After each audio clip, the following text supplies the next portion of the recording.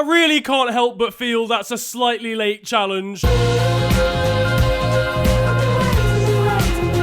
Top of the evening to you all. That's for the pedantic boys down in the comment section. And welcome to yet another episode of Football This Week, the series where I bring you the best and more frequently the worst of what football has to offer on social media. Now, the top story this week isn't necessarily to do with football. Alright, hear me out. I know, listen, I know the series is literally called that, but it isn't football, but it's footballers' wives. We're really clutching at straws here, lads, I can't lie to you. In essence, Colleen Rooney, or Wayne Rooney's wife, has had some interesting stories written about her by a certain newspaper. Now, these have been coming from an unspecified source, and she decided to put it to the test by blocking all but one person on her private Instagram and seeing whether fake stories that she put on that Instagram would get reported. In the end, they did, and she deduced, now quite famously, that it's Rebecca Vardy's account.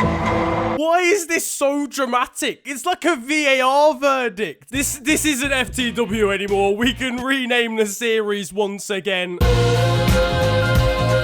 So basically, Rebecca Vardy, Jamie Vardy's wife, responds saying a lot of people control her Instagram, it might not be her, is basically the flipping year 11 response of, oh, someone hacked my phone. You'd honestly be better off just saying it with your chest and writing you're a sket in the statement, because nobody's gonna believe this. To be fair, you never know. It could have been Jamie whilst he was using her phone to order 48 packs of Tesco's own energy drinks. It's not beyond the realms of possibility. You see, when you're from the street, there's a term called grass.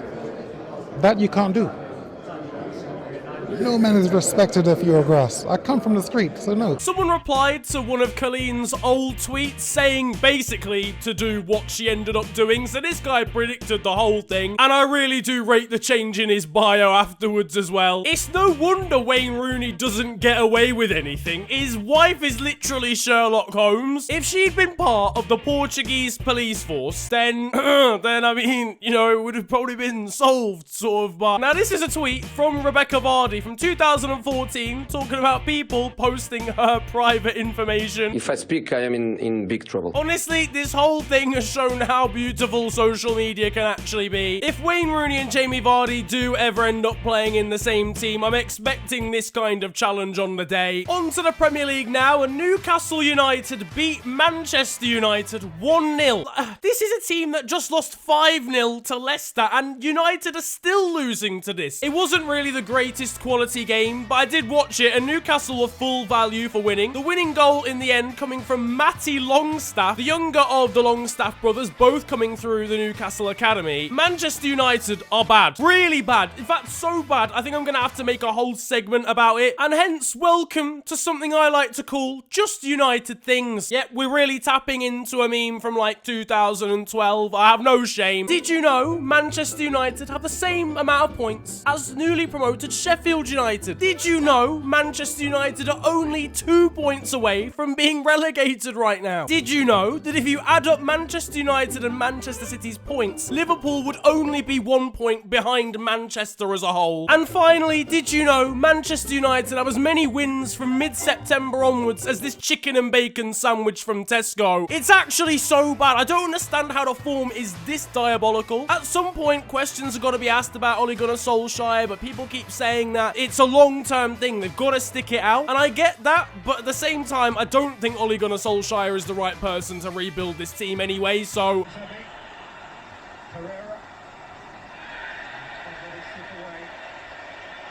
You can't tell me, with ability like this man is from Brazil. He has to be from Zambia or something. I think the situation at Manchester United is summed up by the fact Marcus Rashford still takes their free kicks.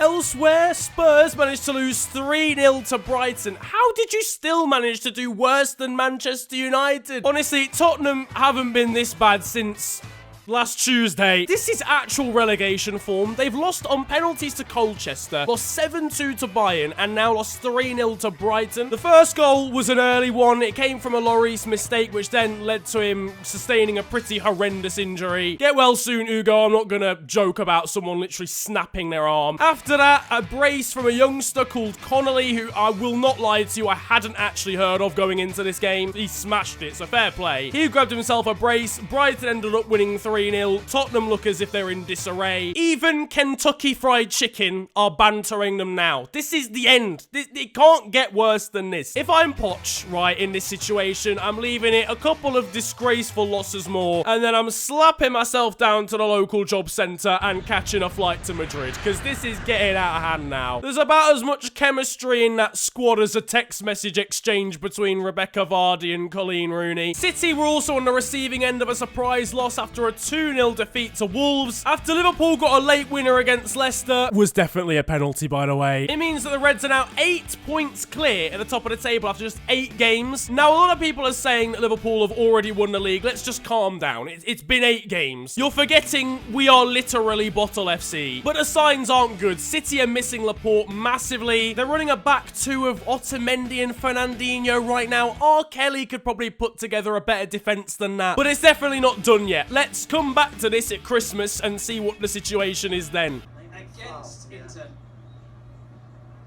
I'm no detective, but that looks suspicious to me. Bolton have released a new kit and announced they've actually got sponsors till the end of the season. Good for them, means they've got some well-needed investment, but that kit looks like it was made in Home Bargains, let alone sponsored by it.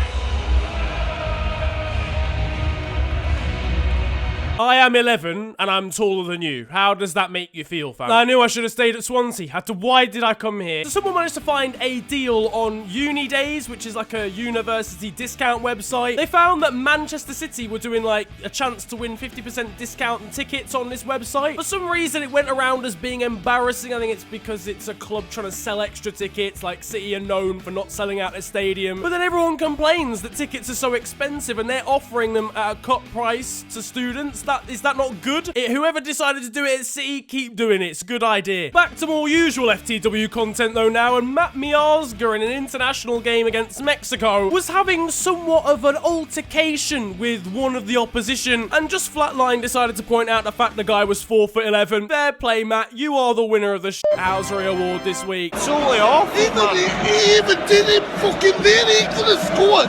Right, I'm not being funny. Does anyone know what was just said in English? He even didn't fucking there. Now, though, it is time for Still 0-0. You guys know what this is all about. It's the segment of the series where we take a look at the best of Sunday League football. And this time, it's not even something going on the pitch that's actually making this. I just don't understand how you get to such dire straits that this is the only option. So a ball has clearly been belted into outer space and landed outside of the pitch into this stream, and the players are actually using one of the goal nets to scoop the ball out of the stream and back. How have they even got it through the netting? I mean, it's creativity at its best, but I literally don't understand how any of it is happening whatsoever. A w tym sezonie udało mu się trochę przełamać ten stereotyp, gdzie mówiono o nim jako piłkarzu, który przy bułgarskiej najczęściej strzela i te podania przy bułgarskiej zamienia na gole. W tym sezonie już chyba 3 stadiony na wyjeździe ostrzelane, więc rzeczywiście to pod tym względem trochę nam się Duńczyk zmienia. Zobaczymy, czy to będzie jakaś seria, czy... So you're expecting me to believe Pep Guardiola didn't have an impact on Polish football after this clip? Over in Germany, Stuttgart managed to have 29 shots against Bayern and still managed to lose the game. 93 potential on FIFA needed. And finally, over in Saudi Arabia, a league game between Al Nassr and Al Fateh had to have no VAR because one of the workers at the stadium unplugged the VAR device in order to charge his phone instead. This man has got his priorities sorted completely. Give him a pay rise. But that is it for football this week, and I hope you have enjoyed it. It never fails to amaze me how much stuff can happen in the world of football football every single week. If you've enjoyed this one, slap a like on it and subscribe if you are new to the channel. It's the big red button under the video and it massively helps me out. There's a playlist for this series. I don't know whether people realize that. It'll be in the top right of the screen. You can check out other episodes of FTW there. And if you want to follow me on social media, you can do. It's at the official FNG on Twitter and on Insta. But it has been a pleasure ranting at you guys today. Have a wonderful day. Enjoy yourselves and goodbye. Is it